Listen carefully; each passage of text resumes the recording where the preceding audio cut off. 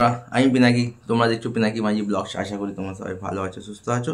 এবং একটা নতুন ভিডিও নিয়ে চলে এসে এই ভিডিওতে কথা বলবো আনন্দ এল রায় পরিচালিত এবং ধানুষ ও কৃতি সানন অভিনীত তেরে ইস্ক মে সিনেমাটা 28 তারিখ রিলিজ হচ্ছে। তো সেই সিনেমাটার ফুল ফ্লেজে সারা ভারতবর্ষ জুড়ে অ্যাডভান্স বুকিং শুরু হয়ে গেছে।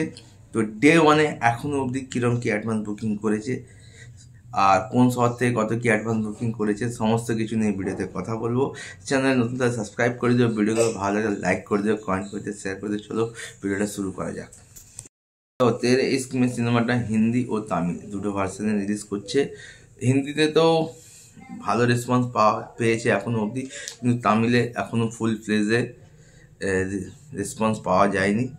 তো ফুল ফ্লেজে অ্যাডভান্স বুকিং শুরু হয়নি। তো প্রথমে আসছি তামিল টুডের কথায়।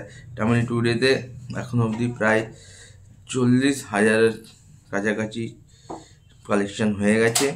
টিকিট সোল্ড আউট হয়েছে প্রায় 380টা, আর এখনও অবধি 37টা শো ওপেন হয়েছে। আর হিন্দিতে এখনও অবধি প্রায় 4,913টা শো ওপেন হয়ে গেছে। টিকিট বিক্রি হয়েছে 44,197টি এবং অ্যাডভান্স বুকিং হয়ে গেছে 1 কোটির ওপরে।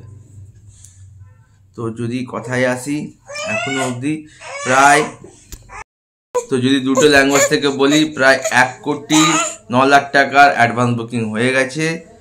44,000-এর ওপর টিকিট সোল্ড আউট হয়েছে এবং প্রায় 4,950টা শো ওপেন হয়ে গেছে। তো বেশ ভালো অ্যাডভান্স বুকিং শুরু হয়েছে।